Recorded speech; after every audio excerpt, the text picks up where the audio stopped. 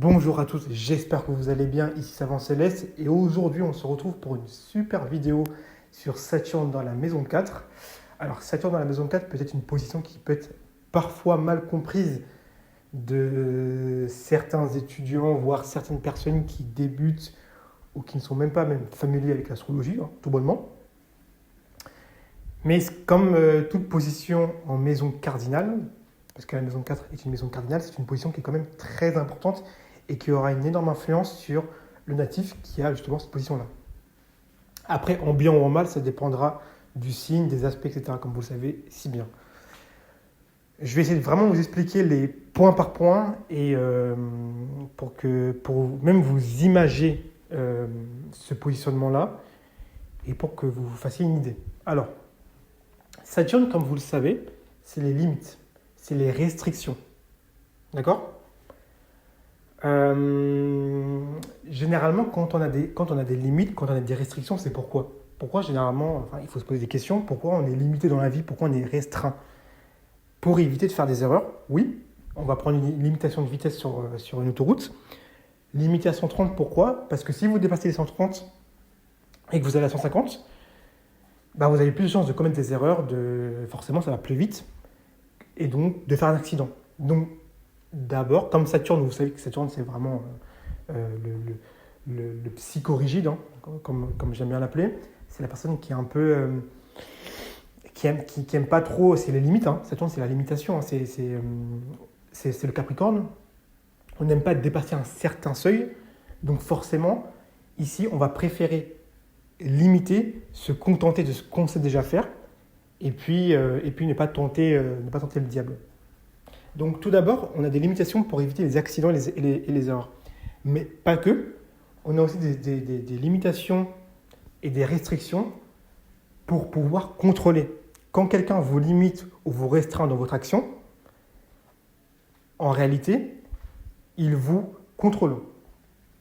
Un professeur ou un coach qui vous restreint, qui vous dit de ne pas faire ci, de ne pas faire ça, oui, ce sera peut-être pour votre bien, pour ne pas vous blesser. On en revient à l'erreur de tout à l'heure.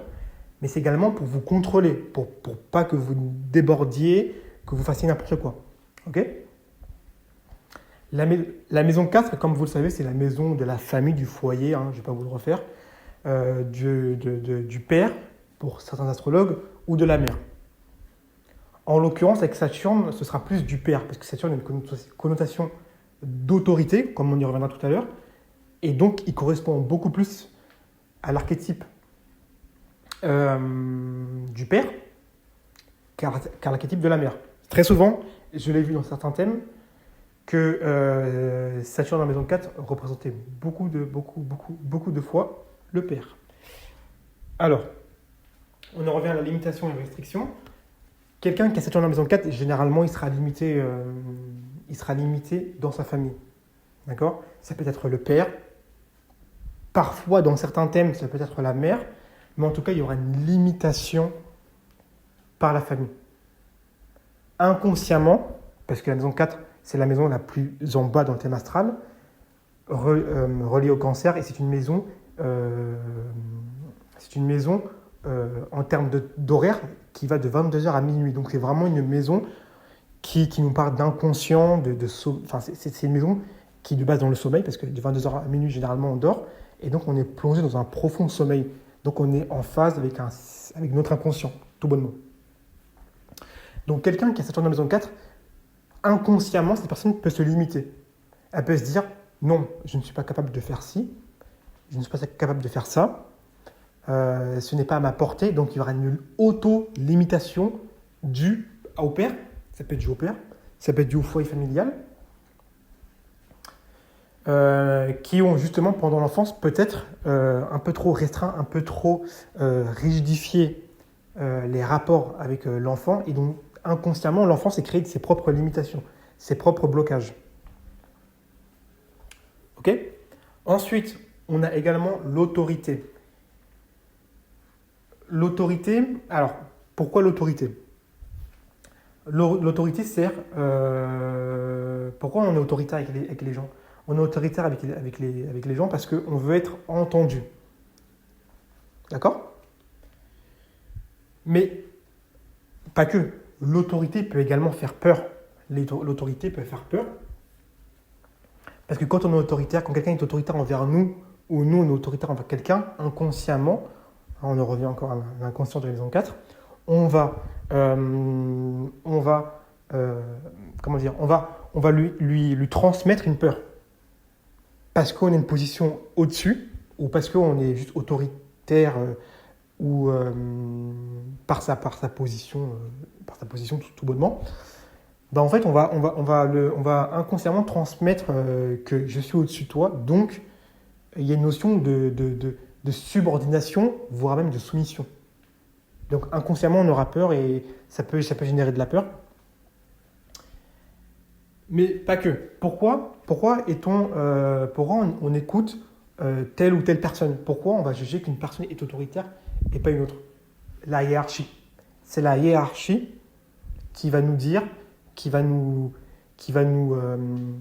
indiquer l'autorité que la personne a envers nous. Je vais prendre un cas tout simple. Vous avez votre père et votre mère.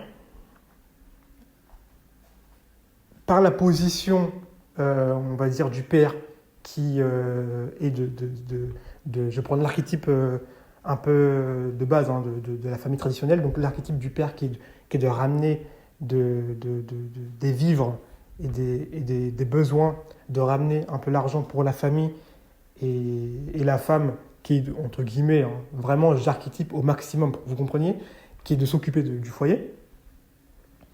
Bah, dans cette position-là, évidemment que la personne qui aura un peu plus d'autorité, ce sera le père, parce que le père, de par sa position, de par ce qu'il fait, il ramène, en gros, il ramène de la nourriture, il ramène de l'argent, et il est présent financièrement pour sa famille. Donc, inconsciemment, on va lui accorder une autorité, on va lui donner un pouvoir, autre qu'on ne donnera pas forcément, ou un peu moins à la mère. Et c'est pour ça qu'on a des écarts de comportement entre le père, dans certaines familles, et la mère. Ok ?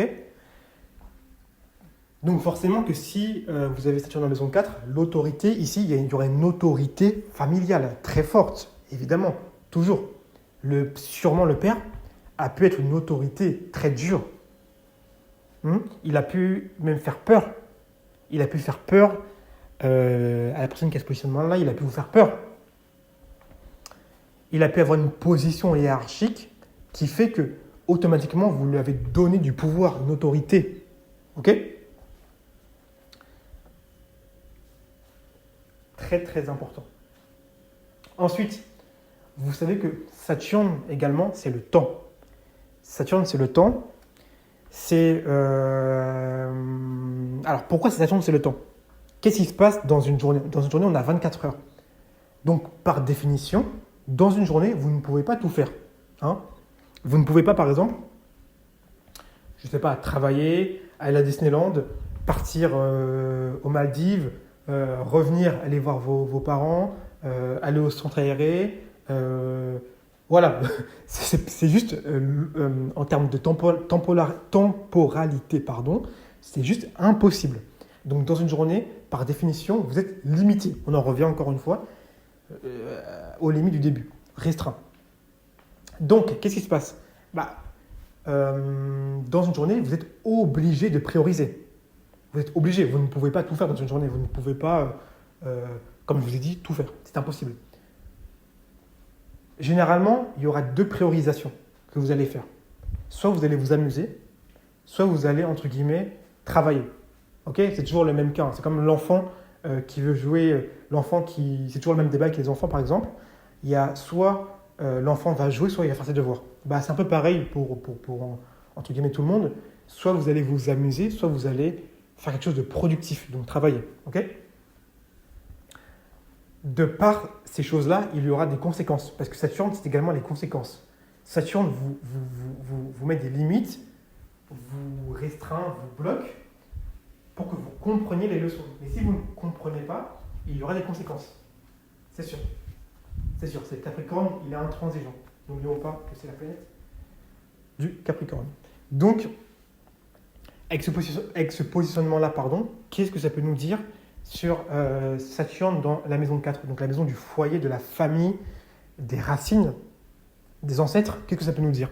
Ça nous dit que sûrement, vous avez sûrement eu quelqu'un dans votre famille, donc sûrement votre père, qui, parce que c'est très souvent Saturne dans la maison 4, c'est très souvent le père, qui a sûrement dans sa vie priorisé. Alors là, ça va vraiment dépendre du signe. S'il est en domicile, ça peut, par exemple, Saturne dans la maison 4 en Capricorne, donc en une position très très solide, très forte, très durable, très bien, ça peut signifier que votre père a sûrement priorisé le travail, donc une activité productive, et donc il a réussi à le terroriser sous un bien immobilier, parce que la maison 4, c'est également les biens immobiliers. Donc il a réussi à le terroriser, à le